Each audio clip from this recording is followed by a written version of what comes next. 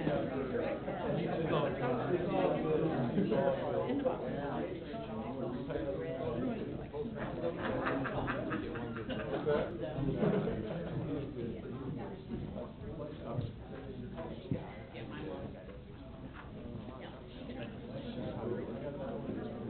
good evening, everyone. We're going to call the Gardner City Council to order. Would invite everyone to please stand and join us in the Pledge of Allegiance.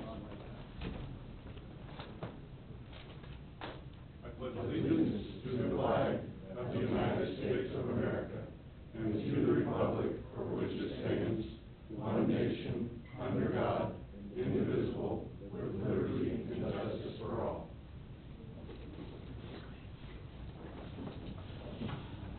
Good evening, everyone. I hope everybody is staying dry this evening. I want to thank you all for coming out. Bigger crowd than usual. Of course, we've got a robust agenda, including the seating of with any luck, the seating of a replacement council member for Councilman Podovich, who recently departed. So. We're going to start off this evening's meeting with public comments. There's an opportunity for members of the public to come forward and use this time to make comments about city matters or items on the agenda that are not part of a public hearing. Please state your name and address for the record and be heard. Gary Carson, good evening. We're going to get you some microphone help. Oh, groovy.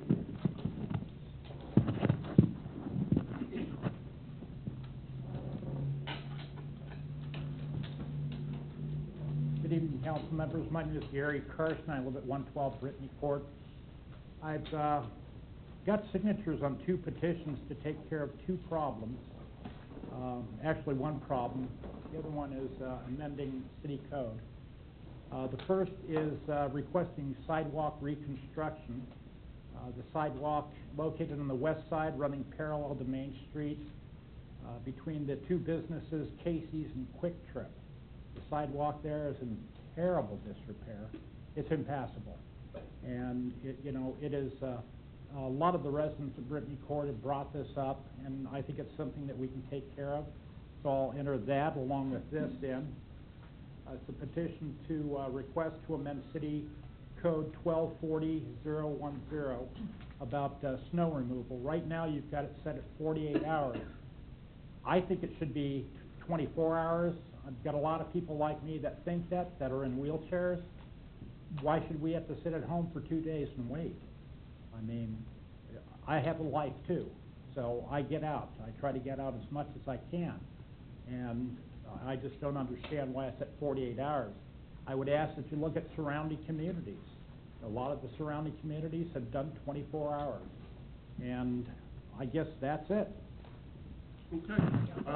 If we could get you to, we'll get that information to the city clerk, and we will get that routed appropriately. And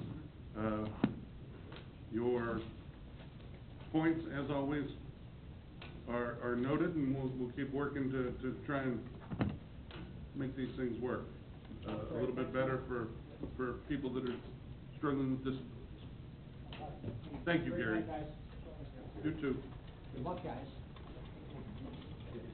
Are there anyone else that would like to make public comment? Now is the time. With no one coming forward, we'll move on to the consent agenda. Is there a council member that would like to remove an item from the consent agenda? I move we approve the consent agenda. Second. Motion Harrison, second Freeman, that we approve the consent agenda. All those in favor indicate by saying aye. Aye. All those opposed, consent agenda passes. New business item number 1, consider adopting an ordinance designating streets within the city of Gardner, Kansas as main trafficways and trafficway connections pursuant to KSA 12-685 and repealing ordinance number 2134. Laura Gorley, good evening. Good evening. I think I'll start by saying that items 1 through 4 are all connected.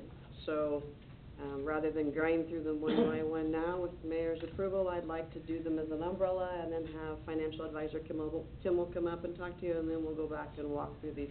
These are a series of housekeeping items to get you essentially to the goal of refinancing two KDOT loans for the purpose of interest cost savings. That's what items 1 through 3 are, and then 4 is the combined notice of sale for the combined debt. So with that, I'll just let you have financial advisor Kimmel. Thank you, Laura. Good evening, Mr. Mayor and council members. I'm Bruce Kimmel with Elders. It's nice to be back with you. I'm going to be referring to the pre-sale report that I believe was in your council packets. So in aggregate, this bond issue is a proposed 3-part issue with an estimated par amount of $4,310,000. We are suggesting this 3-part issuance to fund the pool improvements that you've already authorized to go forward, as well as the 2 KDOT loan refundings that Laura just mentioned. We're suggesting this combined approach for 2 reasons. The first reason is that larger bond issues in general attract more market attention. So when bond underwriters are looking at what they're going to bid on, they typically think, where can we have the most efficiency with our own process? And certainly when you look at a bond issue of $4.3 million instead of 3 smaller issues, you're going to have more market interest from underwriters that will be looking to compete on your bonds. The other big benefit is more efficient cost of issuance. So there are certain fixed costs involved with bond financings, either for new money or refundings. By combining these refundings, you are saving money, which will reduce the interest costs for the pool improvements, and then also increase the net refunding savings on the KDOT loans. So that's the sort of guiding principle there. As you can see, there are 3 purposes. The first is with an estimated par amount of $595,000 to fund the aquatic center improvements that you're well aware of. We're estimating average debt service of just under $80,000 a year over an 8-year repayment period on that portion. The second purpose is to issue just under $3 million to refund KDOT loan TR 106. The interest rate on that loan, as well as the second KDOT loan, is 4.18%. We are estimating on the refinancing of those 2 loans an average coupon of 2.48%. So the interest rate will be 1.7% better, 170 basis points. And that's really the genesis of the net interest cost savings that we show here. And those savings are estimated at $310,000 on the TR 106 loan and about $75,000 on the TR 101 loan. So about $385,000 in total net savings that are estimated. That is net of all costs of issuance. And also I would point out that the interest rates that we used to come up with these estimates are about 25 basis points higher than current market rates. And actually I compared the rates we used to exactly current market rates, and I think we're closer to 30 or 35 basis points over. So really healthy cushion, and so ideally, assuming the market doesn't jump significantly on us, we should see equal or higher savings with the 2 refunding portions. Let's see if there was anything else I wanted to cover there. I think that covers the 2 refundings as well as the new money. I would point out that these are current refundings in that the KDOT loans are currently prepayable at any date. So that will also have some efficiency in that you don't have to invest those proceeds for a long amount of time before you can call out the loans and start achieving those interest cost savings. The total term of the bonds is 15 years, as you can see from the debt schedules that are included as part of this pre-sale report. But that's really just for the repayment of the KDOT loans, and that keeps the existing term on those loans. The new money portion, again, is 8 years. So that's front-loaded on the beginning of the debt service, and then for another 7 years is the remainder of the KDOT debt service. Also, we're recommending to you that the bonds maturing on or after October of 2024 be prepayable in part or full on any date after October of 2023. So a pretty standard debt prepayment term there. The bonds will be bank qualified based on the amount of bonds you issued previously in 2014, back in March. You'll still be under $10 million. That's a really key element in order to get the lowest possible interest rates. And we're also going to be talking with Standard & Poor's as part of this bond issuance process. As you'll recall, you were issued a AA- stable rating by S&P back in March. We would expect a fairly similar rating outcome here. One thing I would note is I know that we've discussed both in March as well as in July your ongoing capital funding and planning efforts. And certainly, to the extent we can update S&P on your efforts to do capital planning for future years, I think that would be a credit positive. They really, in recent years, have focused more on management, financial management, and the strength of entities' long-term financial management. And so certainly, if you kept moving the ball forward on a capital improvement plan, I think S&P would see that as a credit positive that we could share with them. Moving on to page 2, there's not a lot more to note here. I would note that we do have a standard underwriter's discount allowance of 1%. We actually don't expect a lot of these underwriters to take that full amount, and so if we do have unused allowance, we would certainly look to reduce the bond amount accordingly. In addition, if we end up needing a little bit less for the pool project than what we've estimated, and also if we receive a premium bid like we did on the 2014A bonds, all of those situations would warrant a reduction in the par amount from the $4,310,000. So just know that we'll be looking to right-size all of the inputs and make sure that you're not over-issuing in any area of the bond issue. You also do have a 2006 KDHE loan that we've been monitoring as a refunding opportunity. Again, because of this bank qualification issue, we are recommending that we wait on that, look at it again in 2015 whenever it makes sense for the city to do that. And then when you do have that new bank qualification allowance, perhaps explore that refunding similar to the KDOT refundings at that time. The last thing I would point out, Mr. Mayor and council members, is that we do want to make sure that you're comfortable with the refinancing. As you can tell, we're estimating very significant cost savings, net cost savings to the city, even using conservative interest rates.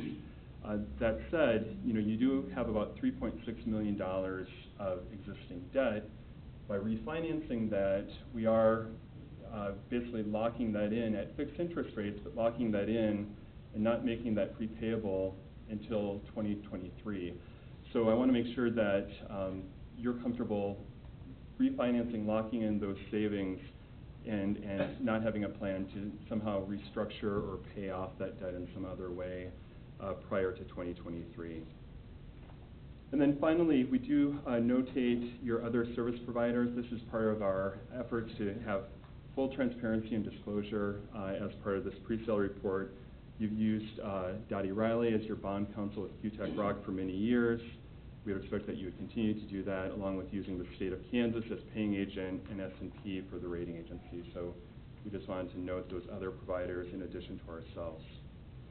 Finally, the schedule. We're here tonight for pre-sale authorization. That's item number 4 on your agenda after those housekeeping items that Laura mentioned.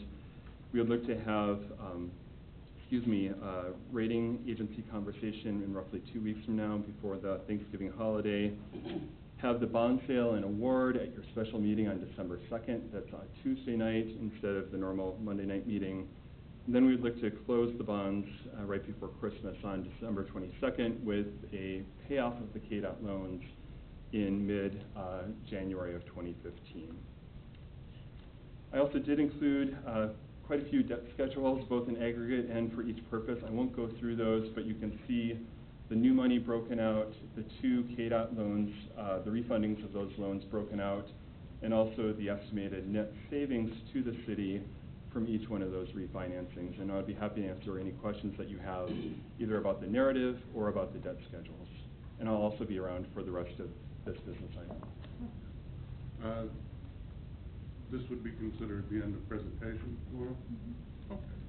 In which case, we're going to open up the floor and see if there's any public comments real quick. I wouldn't wander off too far. All right. Thank you. We're going to, if somebody has public comments about new business item number 1 through 4, My name is Debbie Hickman, 848 South Sumac.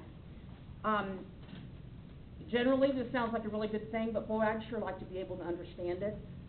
I got this midday on Friday, for the Friday before the Monday where it's going to be approved or hope to be approved. I would just like more information given to the public. Maybe I'm the only one that wants it. I've been told I'm only one opinion, which is true, but I would like to have this information so that I can look at it, review it, attempt to understand it, do some research and ask some questions. Some of what's said tonight's Greek to me, and I don't want that to be that way. I want to understand what's going on. So I'm just asking that we find a way that information, good information like this, can be brought or made available to the public prior to the Friday before the Monday, except for vote. I am interested. I'm sure there could be some other people interested. Every once in a while I hear people just don't understand what all goes into it. Well, tell us. Let me know what goes into it. I put a lot of my time and work and effort in this to understand, and tonight I'll say that I understand probably 35% of it, 40% of it. I don't understand 100%. That's what I'm shooting for. So please find a way to get information to us and give us some credit. There are some people that may want to know more than just something being put on an agenda and put through. Maybe that's the way it's been in the past, but personally, I want to know more. Thank you very much. Thank you, Debbie. Any other public comments? With that being the case, council, any questions for Laura or Bruce? I have three questions. Specifically, looking at the municipal market as it currently stands right now, I know that we talked about this about 6 to 8 months ago, Bruce, and you had said at the time that the municipal market was very attractive right now because there weren't a lot of large bond issues on the market, and so there was a lot of demand. Are you still finding that to be the case? Is it cooling off a little bit now with the Fed's actions, or? Mr. Mayor and Councilmember Shu, that's a very good question and very timely with the Federal Open Markets Committee's actions last week. We are still seeing very significant demand, especially for Kansas bank qualified bonds, which this would meet both of those criteria. We keep on waiting for rates to go up in a significant way. Rates have been bouncing around over the last 6 months or so, but we're still basically at the same place by and large that we were in March. And given your need and desire to move forward in locking in the financing for the pool project, we certainly thought it was worth bringing the KDOT financings forward at this time. Okay. Next question was, and I've had done a bit of analysis myself on these numbers, and I appreciate the amortization schedules that you have here. One of the things I saw is that the net cash flow, especially on the two issuances of the refinances of the 2009 notes, seem to be significant. Is that enough to offset the additional new money that we're going to be financing as part of this issue, in terms of what's the net cash flow effect of that first 8 years?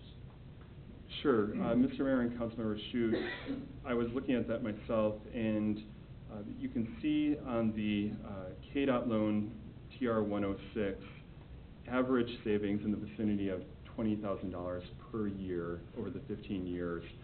That is net, again, of all interest costs and cost of issuance. So that is truly apples to apples what you'd be saving on this refinancing, again, assuming these conservative interest rates.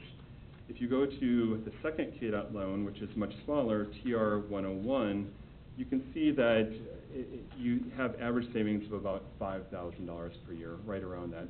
So in total, you're looking at about $25,000 of aggregate annual savings net to the city. Again, given current interest rate assumptions or the ones we used with the inflation cushion on the new money, you're looking at about $80,000 per year. So net savings to the city is about $55,000, or excuse me, net cost over the first 8 years is about $55,000. If you wanted to look at that way, in terms of the debt. So basically, if you take that and you compare it to what we were originally going to do, which was going to be paying this out of general obligation, or not general obligation, out of general fund, That's the way we actually talked about with regard to the budget. We had that over 2 years, did we not, Laura? Is that correct? I'm not following what you're asking, sir. The pool improvements were going to be paid for over 2 years out of general fund? Or were you Sir, always debt planning service on? fund, it's always been planned, it was budgeted in the debt service fund beginning in 2015 for the first year's payment. Okay, so this is going to be a significant decrease then in that? It will be at the decrease of about 18,000 of what I was estimating in 2015 and beyond, and it is all told, you're already paying for the KDOT loans Mhm. out of the debt service fund as well, so you're saving money there, and you're saving on the estimate that I made when we did the budget. Okay, and that's fair, I just needed to Right. know exactly what the impact on the bottom line was going to be, and my concern was that we were actually going to have a cash flow negative situation. What you're telling me is that is not the case at all, it's going to be significantly cash flow positive. Right, I had it budgeted for 8 years, at a greater amount than Bruce estimated, plus the savings on the KDOT loans that we didn't talk about because we weren't doing it then. Sure, okay. And then the last question I had was 2014B, I'm assuming that's going to be the bond issue here, correct? It's a single bond issue, front-loaded for the first 8 years with the pool debt issuance, and then the rest of it's going to be carried out with just the refinancing of the last 2 transportation loans. That is correct. Okay, thank you. Other questions for Bruce or Laura?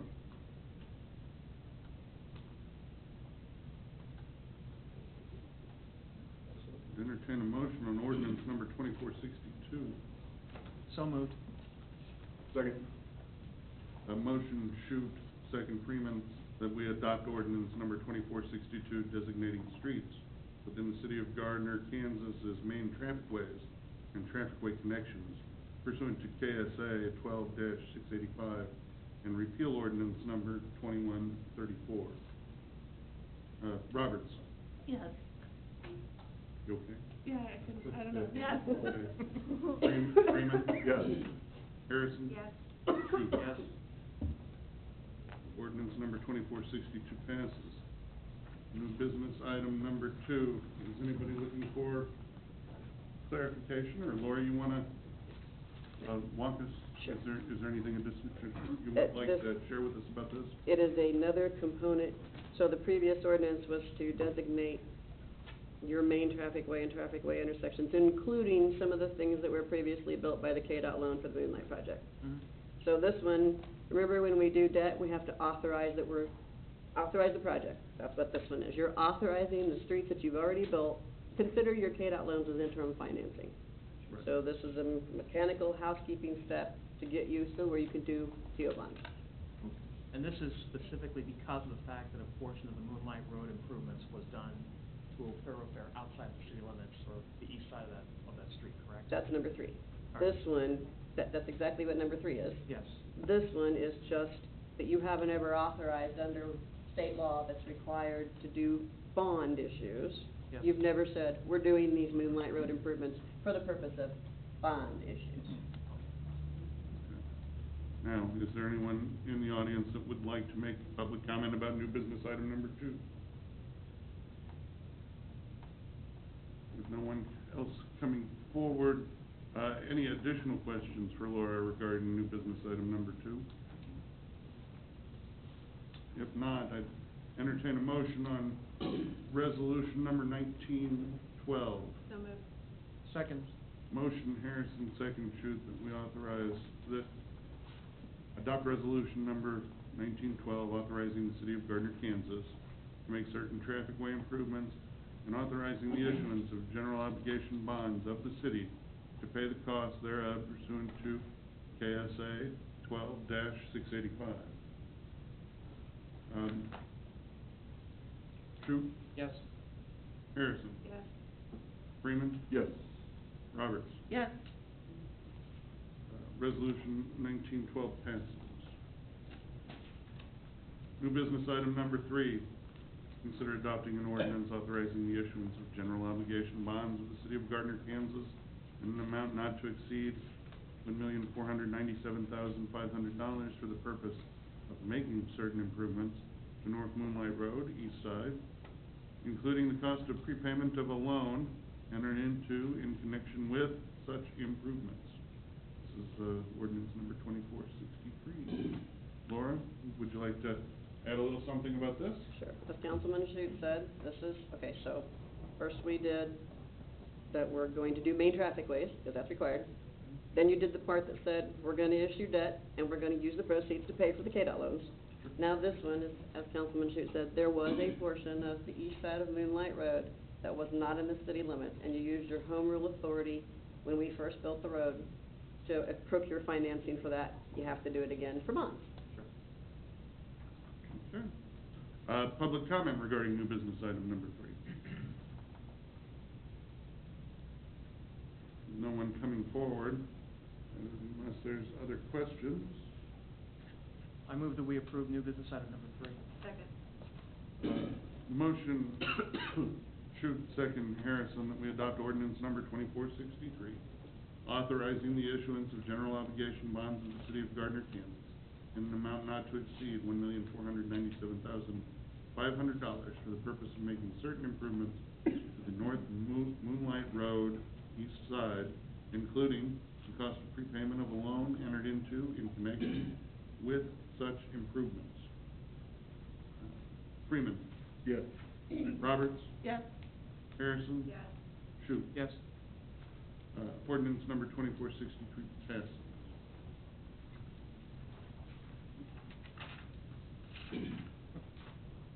New business item number 4, consider adopting a resolution authorizing the public sale of approximately $4,310,000 principal amount of general obligation, refunding and improvement bond, series 2014B, of the city of Gardner, Kansas. Laura. Okay, so we've gone through all those other steps. Now you're back to what Financial Advisor Kimmel was talking about. You're issuing $595,000 approximately, subject to market changes and the premiums and all that, for new money for the pool, and you're refinancing the KDOT loans in aggregate in order to get the interest cost savings and make the whole thing more marketable. This is the approval of the notice of sale to move forward. Okay. Public comment regarding new business item number 4. With no one coming forward, I would entertain a motion on resolution 1913. So move. Second. Motion Harrison, second Shute, that we adopt resolution 1913, authorizing the public sale of approximately $4,310,000 principal amount of general obligation refunding and improvement bonds, series 2014B, of the city of Gardner, Kansas. Harrison. Yes. Shute. Yes. Roberts. Yes. Freeman. Yes. Resolution number 1913 passes.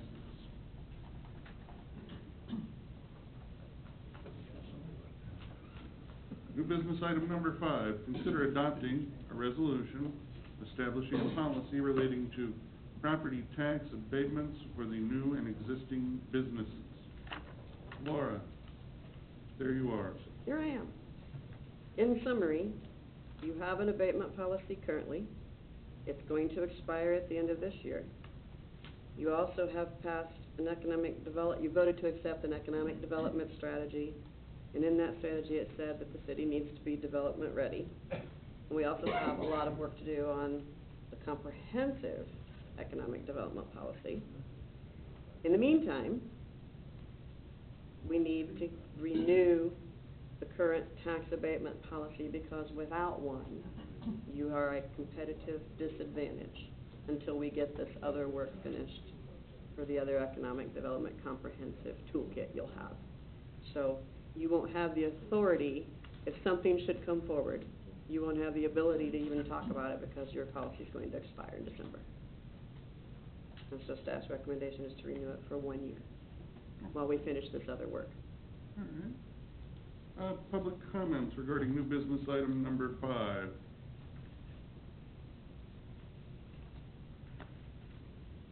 With no one coming forward, questions for Laura regarding new business item number 5. I actually had one question, and that was about the, about any changes, any alterations? Have there been any modifications made? Is this the same document? This is we're currently- exactly the same, except for the words where it says sunsets December 2014, now it'll say 2015. Just No one. other changes. wanted to have that for the record. Thank you very much. Do we have to include a sunset within it, or can we write it as open-ended and just, either amend the ordinance or actually remove it? I asked myself, since we're in the situation, what's the point of actually, then I'd recommend that we revise the ordinance to leave it as an open-ended with no sunshine in place. We can always amend the ordinance at any point, or actually wipe it and start with whatever our new policy is going to be.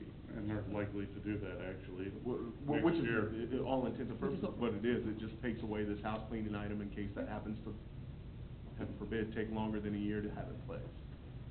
Personally, I don't know if I would be in favor of that. We're going to be looking at this within the next 12 months, and this actually holds us to that timetable. I think that having that sunset there actually helps to put us in the position of getting that strategy in place and having that as a policy redone Keith, for next year. Heartburn? I'm sorry? Heartburn with what, Councilman should suggest? You know, personally, I don't think we need the timeline of the ordinance to hold our feet to the fire. And what this is absolutely a need, and one of our key areas of focus is economic development and policy that reinforces that. So, you know, it's not the end of the world either way. I'm just asking, actually, so we're not in the same spot if it needs to come up. But if there's not consensus to do so, then that won't change my vote either way. Well, a motion would be in order for, resolution 1914. So moved. Second. Motion Harrison, second Shute, that we adopt resolution number 1914, establishing a policy relating to property tax abatements for new and existing businesses. Freeman? Yes. Harrison? Yes. Roberts? Yes. Shute? Yes. Resolution number 1914 passes. Take a seat, Laura. Bruce Kimmel, thank you very much for joining us this evening. New business item number 6, consider authorizing the city administrator to approve change orders with Freeman Concrete Construction LLC for the Center and Main Street improvement projects. Ryan Faust, good evening. Good evening. Thank you, Mayor. As you can see, the improvements for the intersection of Center and Main are nearing completion. As with any reconstruction and road widening project, there are unforeseen issues and conflicts that are encountered during construction. These conflicts can create additional work for the contractor and can result in significant project delays and expenses. City staff has been working closely with Freeman, their subs, and KDOT when conflicts arise to reduce these delays and associated costs. Currently, there are 6 change orders for the project for a total amount of $21,086.12. KDOT has already approved these change orders and will reimburse the city for all costs not associated with utility issues. And basically what that works down to is KDOT will cover $15,000 for $1570, and the city's cost is $5,670. It should be noted that there will be additional change orders for this project. These will be associated with pedestrian pole relocation, a water valve relocation, asphalt grade changes, and final reconciliation of project quantities. Staff does believe the total cost for all change orders will be less than 10% of the original contract price, which equates to around $65,000, with the actual cost to the city between $10,000 and $15,000. Staff is requesting that in addition to approving change orders 1 through 6, that the city administrator be authorized to approve any remaining change orders as long as the total cost for all changes, both city and KDOT, does not exceed 10% of the original contract amount. With change orders 1 through 6 tonight, that would be a maximum additional of $44,400.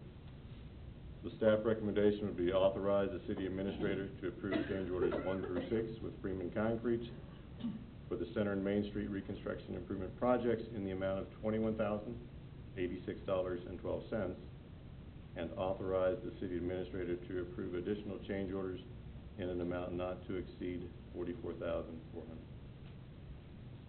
Okay. Brian, thank you. public comment regarding new business item number 6?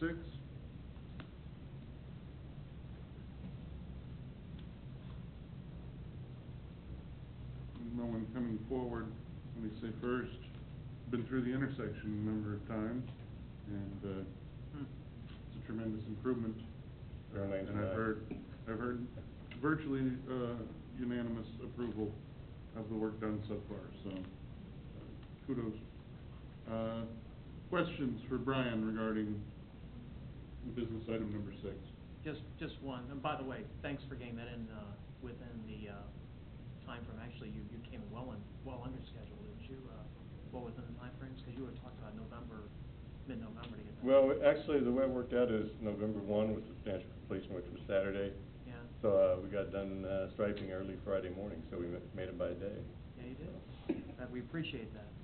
We love it when a plan comes together. Nothing but positive, feedback from the folks that I've talked to, so, yeah.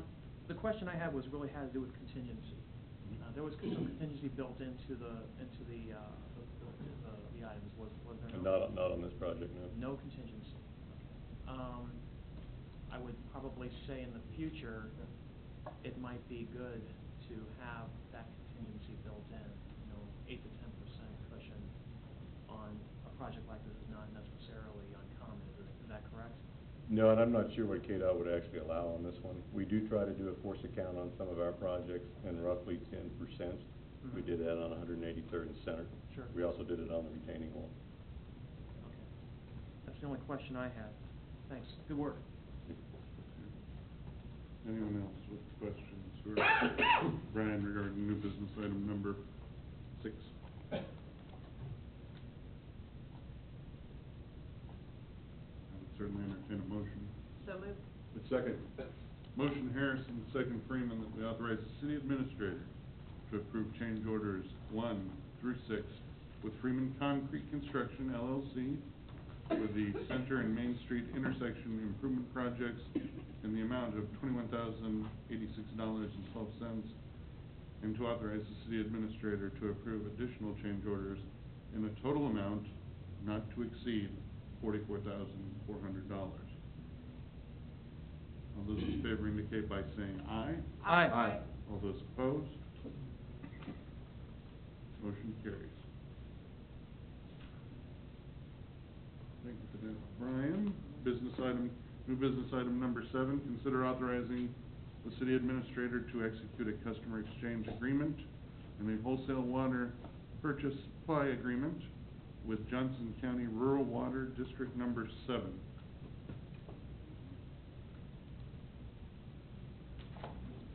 Pulling up a map here.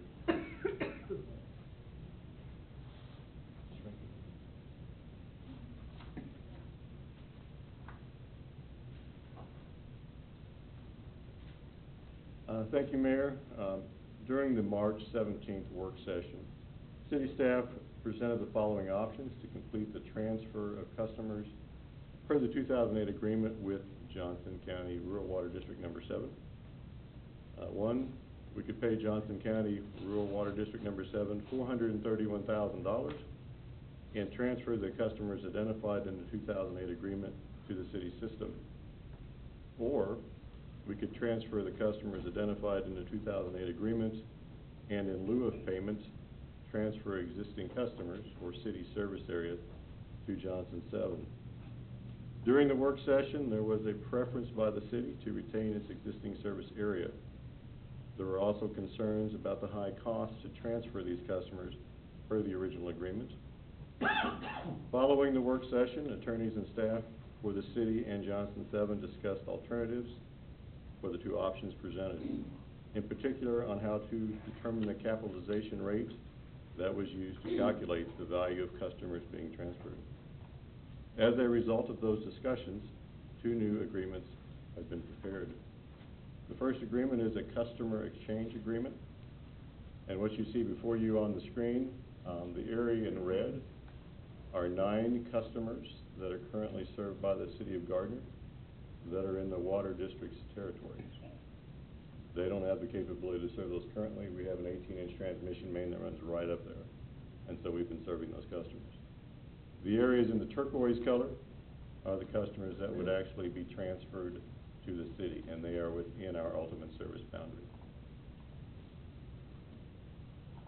The evaluation of these properties being transferred was calculated using a capitalization rate used in the original 2008 agreement.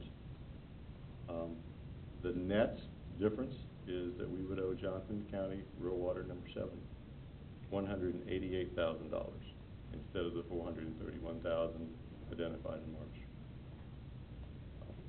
The second agreement is a wholesale water purchase supply agreement, and that deals specifically with the 9 customers south of I-35. It's an agreement that we would provide water to a meter set by Johnson 7, and then they would bill those customers. So those are the 2 agreements before you this evening. Staff recommendation is that we authorize the city administrator to execute a customer exchange agreement and a wholesale water purchase supply agreement with Johnson County Rural Water District number 7. And with that, the payment is due to Johnson 7 by March 1st of 2015. That's on page 3 of the agreement.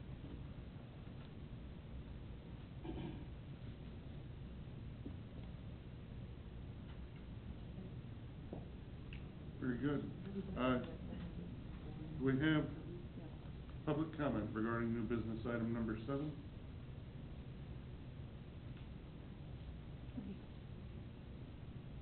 With no one coming forward, questions for Brian regarding new business item number 7?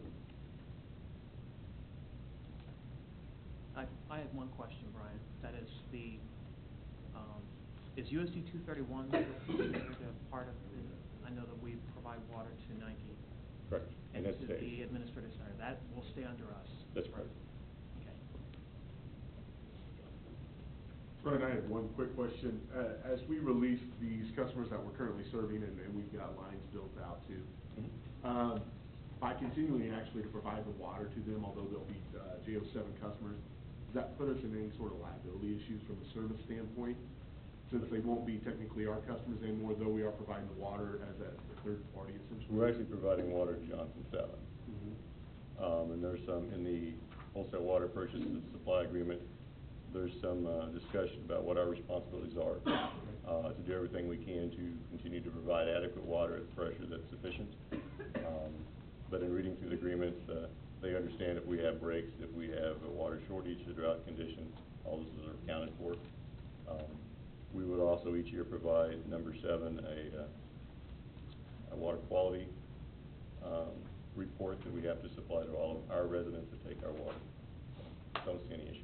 If we, if we were in a drought situation, we had to put any sort of water restrictions on, would we be able to project those restrictions onto these customers as part of what we're supplying, or would JO7 at least have to meet any sort of wholesale restriction requirements that we might pass on to our customer base? I hope that makes sense, but since they're not technically our customers, can we still put those restrictions on if we have to do that on our existing customers? Yeah, actually we can. I'm looking for it at the moment.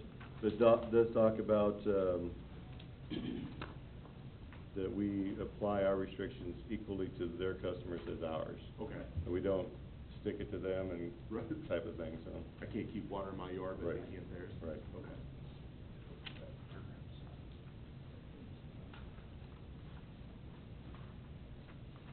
Other questions? Those were the questions I had.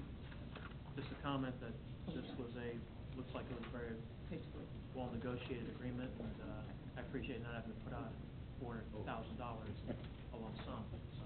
And I do got to compliment number 7. They worked really hard. Yeah, Yes, I yes. know there's been a lot of work from both sides to make it, to be as amicable as possible, so very much appreciate it. Yeah, and we're partners with them in the Hillsdale Area Water Cooperative. Absolutely. And we're glad to have such good partners. So I'd entertain a motion on new business item number 7. So moved. Second. Motion shoot second Freeman that we authorize the city administrator to execute a customer exchange agreement and a wholesale water purchase supply agreement with Johnson County Rural Water District number 7. All those in favor indicate by saying aye. Aye. All those opposed? Business item number 7S.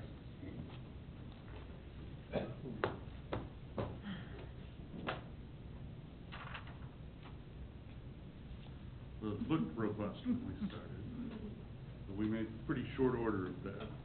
Jinx it. So, we are on to, what's that?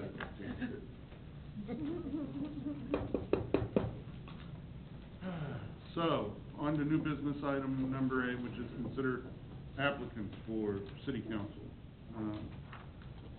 A little bit of background, and I think that, Jeannie's got a little something for me here. The position became available when Councilmember Larry Podovich resigned from the council, effective September 26th, 2014. And, following that, we established some guidelines set forth by Charter Ordinance number 26, which was just approved this last summer. We wanted to be very careful when we were taking care of the council vacancy. We wanted to make sure that the process was transparent at all times, and names and applicants and their applications, these are all items that were released to the public. We wanted to be fair. We wanted the interview process and questions to be released to applicants and the public in advance. That's not to say that some of you might not catch a follow-up question, but that we're establishing a baseline with the 3 questions that we're asking each of you. And we wanted it to be equitable, so that, there again, we're asking each of you the same questions, and we're giving everyone the same time limit. As part of the process, we advertised the vacancy in print and social media. I believe we actually even did email blast, and posted on the city website as well. We set an application deadline of October 20th, and the governing body has had an opportunity to review the applications. Additionally, we also solicited from the residents, gave them an opportunity to write to the city clerk and submit questions to be asked, and while we didn't receive any, that's something that we're going to continue to do in the future. And we were glad to get some input, especially from Councilmember Tori Roberts, who submitted 3 questions herself. And now we are at a stage where we're going to talk about the public interviews. So the interviews are going to start, everybody, and there's 6 of you. It's been advertised that we had 8, and we've had 2 people that have withdrawn just within the last business day. Everyone that's here is going to have an opportunity to give a 2-minute opening statement. Everybody's going to get asked a standard set of questions. We're going to be asking people to limit themselves to a 2-minute response. There is going to be the possibility that there might be 1 or 2 follow-up questions that will be allowed, and then everybody will have an opportunity to recap for a minute at the close of your time at the podium.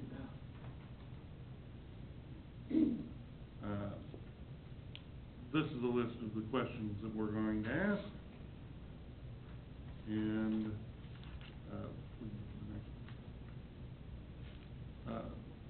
what's going to happen after that is we are going to rank the applicants, 1 to 6, with each of the council member. Whoever your top applicant is, you will mark them with a 1 and work your way down the list. We're going to collect those, and we're going to turn them over to the city clerk, who's going to tally the submissions. The city attorney is going to verify the results, provide the results to the chair, and the results are going to be announced and displayed for the public. these are the candidates, this is what the scoring sheet's going, this is what the tabulation sheet's going to look like for, ranking of candidates one through 6. And, it's going to look the same for the top 3, albeit there's going to probably be 3 names that are going to be removed from that. Now, if there is a consensus of a number 1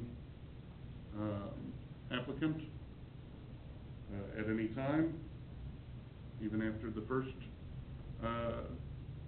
round of tabulations, someone is in a position that they could make a motion to appoint that person. And this is a majority rule vote, so 4 council members plus the mayor will vote on this.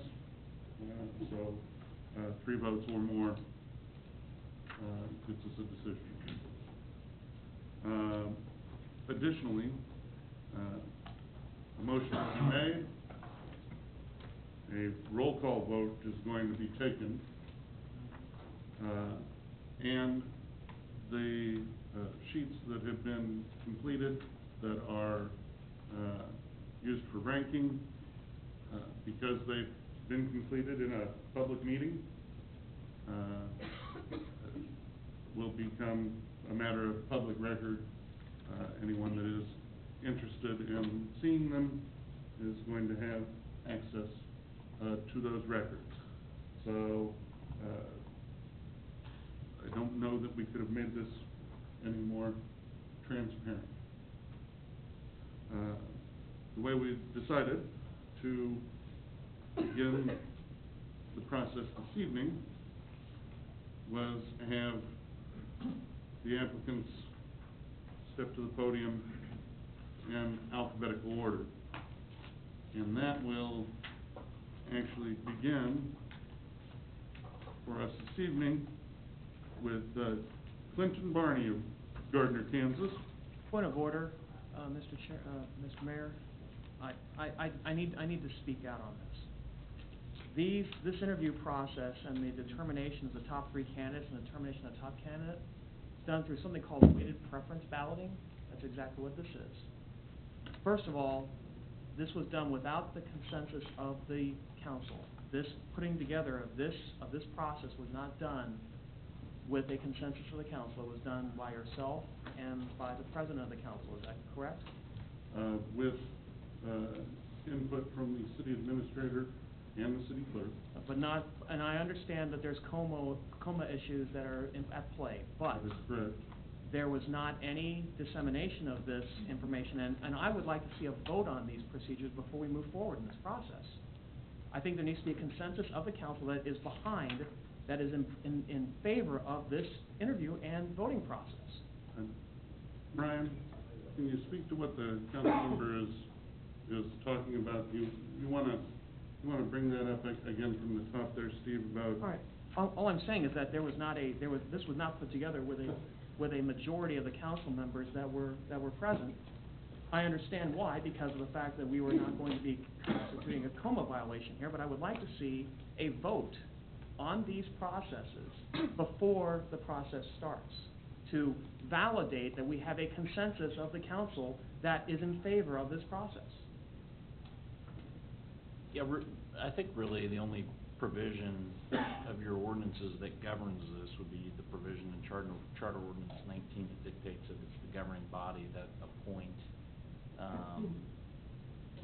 the individual. There's nothing which dictates how process is established. If the council member, so it's really left to the discretion of the governing body how the appointment is made and the processes by which that appointment is made. Certainly. But as a member of the governing body, I would like to have some input as to how this is done. I understand, and I'm not saying that's out of order. I think if the appointment is left to the discretion of the governing body, it's the governing body's decision as to how that appointment is made. There is one other thing that I wanted to point out, there is going to be an opportunity for public comment. The interview portion of this is going to stand in for staff presentation. In which case, after staff presentation, that's when we ask for public comment on new business items. Now, I would suggest that anybody that's wanting to make public comments after everybody's had an opportunity to be interviewed, remember that these are fellow residents, friends, neighbors that have taken an opportunity to put themselves on the line to serve the community. So I would just caution everybody to remember that if we get to that point. Now, to Steve's point, I think that the process that's been developed is thorough. I think that it is transparent. I think that that some of this information was presented to you much earlier than the council meeting this evening. I know that I haven't received any kind of comment from you that you had a tremendous amount of heartburn about the way that we were going to work through this process. But if you wanted to make a motion so that we could vote on whether or not this is the process that we use, that would be your right. I would like to make a motion to approve the process by which the city council interview is going to take place, but I would like to see, in replacing of the ranking sheets, I would like to see us rank these in open meeting so that all those who are here know in this meeting, not afterwards, what our choices are. If I understood, the table will be presented, won't it? That is what you will be doing. Jenny, is that correct? You'll be presenting the tabulation. I'll enter it up and it'll show up on the screen. As a Before we tally, I'll add the actually issue numbers. the appointment, correct? Absolutely. If that's the case, I'm a little what bit you're better gonna with the do. process. Okay. Second. Motion second Harrison on whether we should amend the process. Chris, will we be offering public comment? Obviously, there's Public comment is going to be allowed for right after the presentation. there's two motions on the floor at this point. Oh, so public comment before this. Yes. It's a separate motion. Yes, it's a separate motion. Okay. We can have discussion with public comment. In which case, someone would like to make public comment on new business item number 8. They're welcome to come forward, state their name and address for the record, and be heard. Thank you very much. My name is Debbie Hickman, 848 South Sumac. When the charter ordinance was changed, great things. I thought that was, a lot of people wanted to see that process change. That was very good. I believe the night that it was changed, I believe it was our city administrator that said, there are now administrative procedures and things that we need to address based upon this ordinance being changed. From what I can see, these were not addressed until Thursday. So it wasn't until Thursday that people, you've addressed tonight who it was, got together to put together instructions. They late dollars short, guys. Why aren't we taking care of these things before? Then it's pushed out again midday on Friday to the public. I don't understand why we're always last minute on everything. If I look at the step-by-step instructions determining the 3 candidates, I'm with you there. You're ranking them. Your ranking is 1/5 of the total score. I'm with you on all that. You lose me at if a majority of the governing body selects the same candidate. So does that mean if there are 3 number 1s, which is a ranking, which is 1/5 of a total score, that now becomes a point that you could make a motion because you have 3 number 1 rankings? I don't understand. If you're saying that, then I don't understand how we now have a vote that's weighted totally on its own to form a consensus when it's 1/5 of a total score. Do you realize that a person getting 3 number 1 rankings, if that's what this means, mathematically doesn't have to come out to be in even the top 3 candidates? So I'm confused at what point we take a ranking where it's 1/5 of a total score, and then if a majority of the governing body selects the top candidate, correct me if I'm wrong, I'm thinking that's 3 number 1 rankings. I don't understand at what point we take a 1/5 weighted ranking system, and now we can determine a consensus from those 3 votes. You lose me at that point. I think it needs to be a weighted scenario, or you need to give people an opportunity to vote and actually make each vote weighted exactly the same. Maybe I'm looking at it wrong, but, again, I would like to see things rolled out in a more timely manner. Thank you.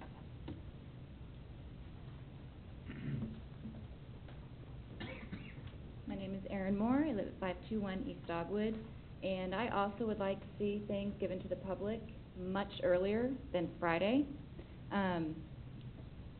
We need to see things so that we can understand the process. I also think that this weighted ranking system is kind of a backwards way to elect somebody. I think you guys should have to raise your hand and say, I vote for whoever, so that we can all see this ballot thing, handing it to the clerk, handing it to the attorney. Oh, we've got these top 3, maybe. Oh, no, wait, this person got all 1s for 3 people. Let's vote. It's backwards.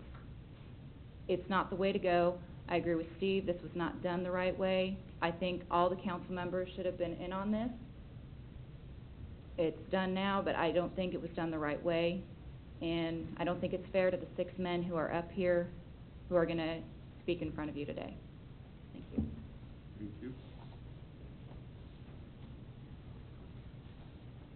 My name's Kevin Stevie. I live at 118 East Colleen Court. First of all, I want to commend you on an open process. I have enjoyed reviewing the applications, seeing the whole thing online. I even admire what you put together here for a process tonight, except I kind of agree with him when it gets to a certain point. I think the weighted ranking is a great way to get from 6 or 8 to 3. I think when you get down to 3, I think it deserves a vote, and I think it ought to be done that way.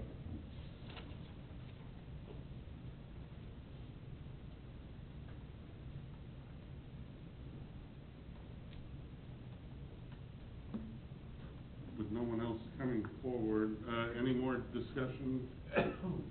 Well, I actually thought we were gonna come down to the top 3 and then vote on them. Yes. Okay, all right. We are going to come down to a top 3, and we are going to vote on them. But let me make a clarification on that, though. It says here, we're going to